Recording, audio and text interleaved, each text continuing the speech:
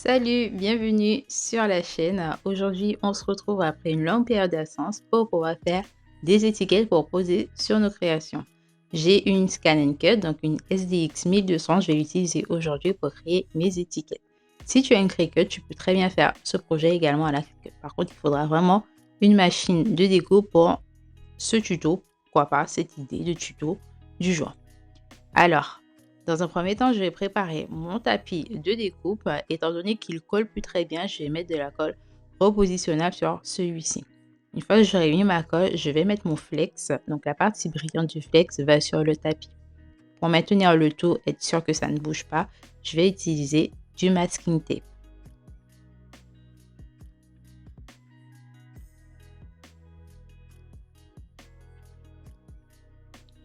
Après avoir mis le masking tape, je vais pouvoir insérer le tapis dans la machine. Avant de commencer la découpe, il faudra veiller bien sûr à mettre l'écriture en mode miroir.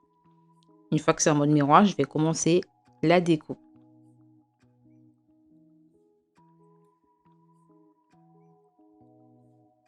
J'en ai eu en tout pour 1 heure environ pour faire ce rectangle de flex avec mon écriture.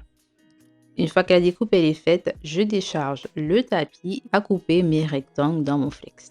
Donc comme tu peux voir, j'ai commencé par couper un seul comme ça vraiment si ça passe pas, bah écoute, je ne serai pas découragée. Donc là, je vais commencer à écheniller mon flex et ça donne ça.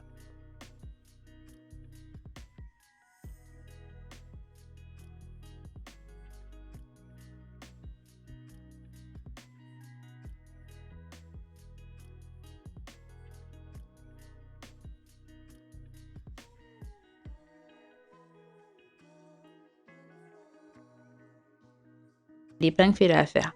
Donc j'enlève, j'évide toutes les lettres qui en ont besoin. Une fois que ce sera fait, je vais pouvoir mettre ma pièce de côté et récupérer le matériau sur lequel je vais positionner mon écriture.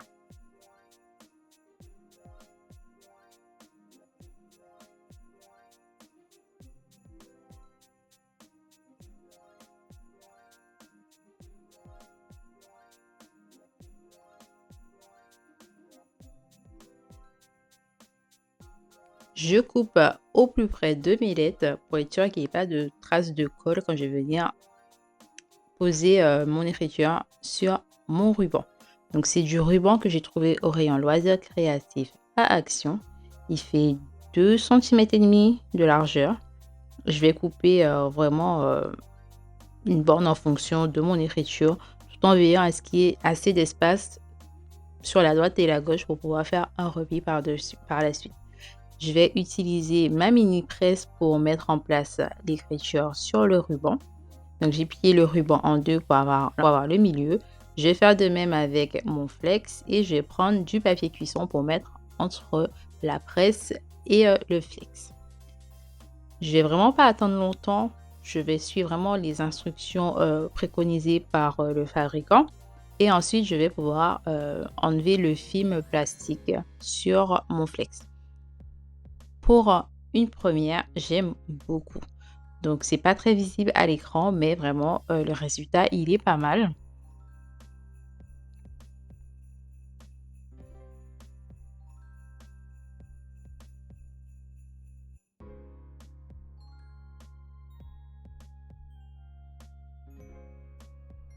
Pour être sûr que mon flex, il est bien fixé à mon ruban, je vais repasser un coup de presse sur l'endroit, également sur l'envers. Ensuite, je vais pouvoir former mes bords. Donc, un petit repli d'un demi-centimètre à 1 cm que j'ai une étiquette bien propre, comme les étiquettes qu'on pourra trouver dans le commerce.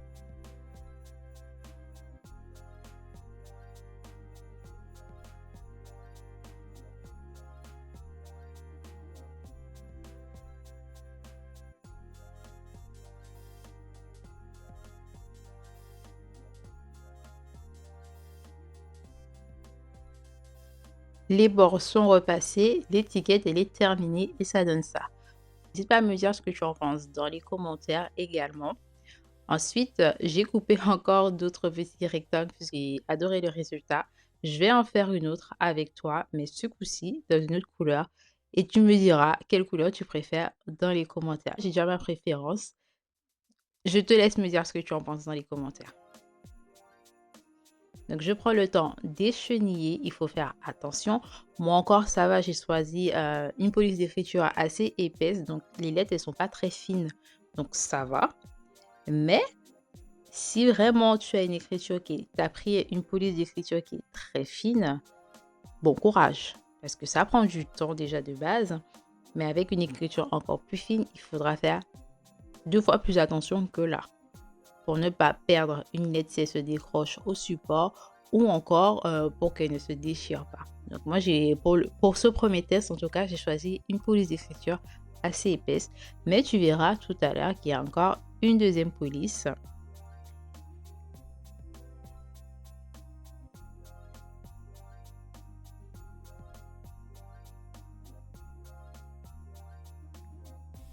Donc, comme tu peux voir, j'utilise ma petite épingle et vraiment l'épingle, elle fait l'affaire. J'arrive à évider mes lettres sans souci.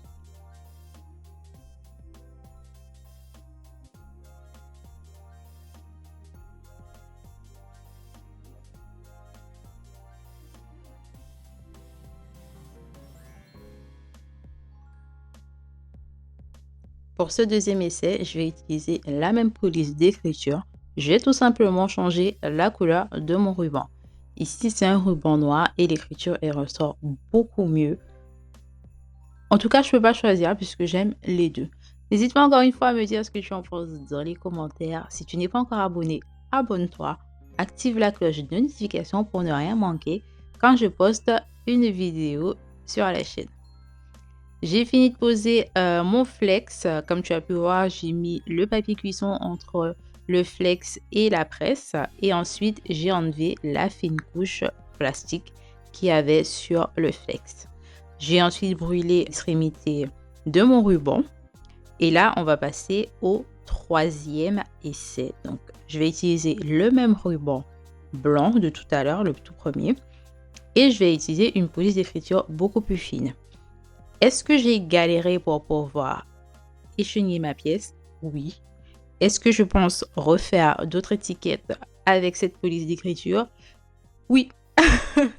Oui, je vais refaire d'autres avec cette police puisque j'aime beaucoup. C'est beaucoup plus fin, beaucoup plus délicat.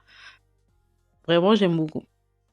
Si je devais choisir entre les trois, étant donné que c'est moi qui les ai fait, je ne suis pas obligée de choisir, donc je ne choisirai pas. Tout ça pour dire que j'aime les trois.